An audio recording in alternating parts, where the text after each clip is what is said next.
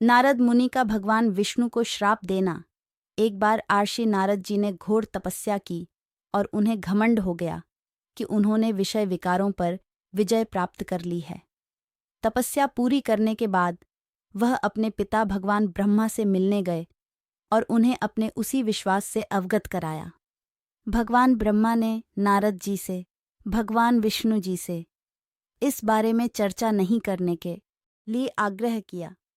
चूंकि नारद मुनि अति आत्मविश्वास और उत्साह में थे, इसलिए उन्होंने अपने पिता द्वारा दी गई चेतावनी के बावजूद विष्णु जी के साथ वह बात साझा करने की सोची, अर्थात पिता की बात नहीं मानी। नारद मुनि अपने चाचा विष्णु जी से मिलने गए और शेखी बखारने लगे कि उन्होंने वासना पर विजय प्राप्त कर ली है और वे आजीवन तपस्वी का जीवन व्यतीत करेंगे। नारद मुनि के अभिमान और गलतफहमी को दूर करने के लिए विष्णु जी ने एक मायावी दुनिया रची, जहां पर एक सुंदर राजकुमारी का स्वयंवर आयोजित किया गया था और दूर दूर के प्रसिद्ध शासक राजकुमारी से विवाह करने आए थे। ऐसा भव्य उत्सव और तैयारियों को देखकर नारद मुनि राजकुमारी से विवाह करने के लिए उत्साहित हो गए। भगवान विष्णु का रूप मनमोहक है। नारद जी ने विष्णु जी को याद किया और उनसे उनका हरि रूप उन्हें प्रदान करने के लिए इच्छा जाहिर की। संस्कृत में हरि का अर्थ बंदर होता है। भगवान विष्णु ने चतुराई से तथास्तु कहकर सहमति दी और नारद जी का चेहरा वानर की तरह परिवर्तित हो गया, जिससे नारद जी अनजान थे। स्वयंवर का समय आ गया और राजकुमारी ने शाही दरबार में प्रवेश किया। नारद जी कतार में खड़े थे और राजकुमारी की प्रतीक्षा कर रहे थे कि वह उन्हें माला पहनाए। वह पास आई। आर्षि नारद को देखकर भी अनदेखा कर आगे की ओर चली गई। नारद मुनि चौंक गए कि राजकुमारी ने उनकी उपेक्षा क्यों की। दूसरा मौका देते हुए नारद मुनि एक और पंक्ति में आगे बढ़े, जहां राजकुमारी को अगले पल पहुंचना था। दूसरी बार भी राजकुमारी ने नारद जी को नजरअंदाज कर दिया। तब उनके पास खड़े किसी व्यक्ति ने नारद जी के बंदर रूप का मजाक उड़ाया, जिससे नारद मुनि नाराज हो गए। तब उग्र नारद मुनि ने भगवान विष्णु को श्राप दिया, तुम अपनी पत्नी के वियोग में एक पूरा मानव जीवन व्यतीत करोगे और मेरी ही भांति वियोग का दर्द झेलोगे और बंदर जैसे मुख वाले था। दूसरी बार भी राजकुमारी ने नारद जी को नजरअंदाज कर दिया।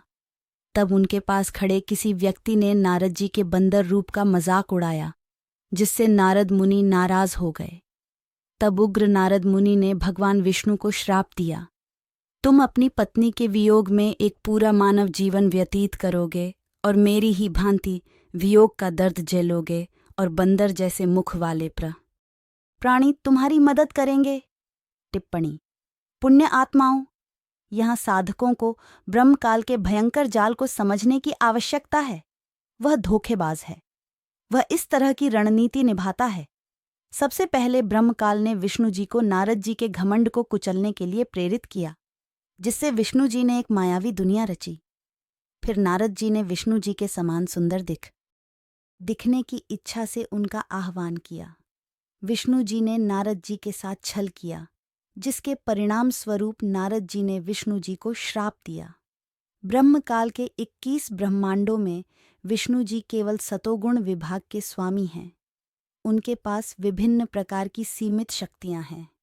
यहाँ तक कि आर्षि नारद भी कोई सामान्य व्यक्ति नहीं है।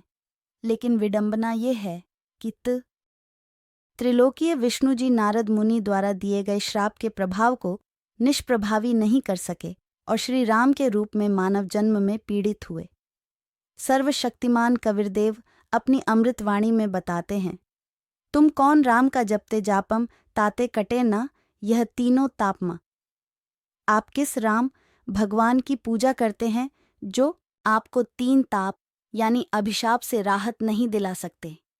यह दर्शाता है कि उनकी पूजा का तरीका सही नहीं है और वे सर्वोच्च नहीं हैं।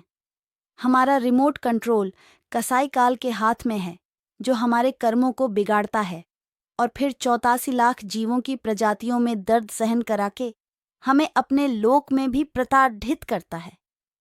यहाँ तक कि विष्णु भगवान भी इससे नहीं बचे हैं।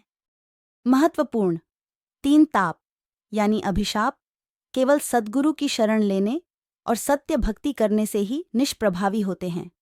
सद्गुरु भक्ति मार्ग में महत्वपूर्ण भूमिका निभाते हैं। यहाँ तक कि भगवान राम और भगवान कृष्ण ने भी गुरु धारण किए थे। सर्वशक्तिमान कबीरदेव सूक्ष्म वेद में बताते हैं, रामकृष्ण से कौन बड़ो, तीनहु भी गुरु कीन्ह आ, तीन लोक के वे धनी, गुरु आगे अधीन। श्री राम और श्री कृष्ण तीन लोक के स्वामी थे। उन्होंने भी गुरु धारण किया और अपने गुरु की अनुमति से अपने सभी कार्यों को पूरा किया, भक्ति भी की और अपने मानव जन्म को अभिप्रायपूर्ण भी बनाया। कबीर, रामकृष्ण बड़े, तिन्हु पुर राजा, तिन गुरुबंद कीन्ह निज काजा। रामचंद्र जी को गुणों के प्रतीक के रूप में चित्रित किया जाता है। इसके अलावा इस लेख के माध्यम से हम यह भी अध्ययन करेंगे कि भगवान विष्णु पर नारद मुनि के श्राप का प्रभाव शैतान ब्रह्मकाल द्वारा कैसे उनके मानव जन्म रामचंद्र जी पर रचा गया था। वीडियो पसंद आया हो तो लाइक करें, शेयर करें एंड सब्सक्राइब करना ना भूलें।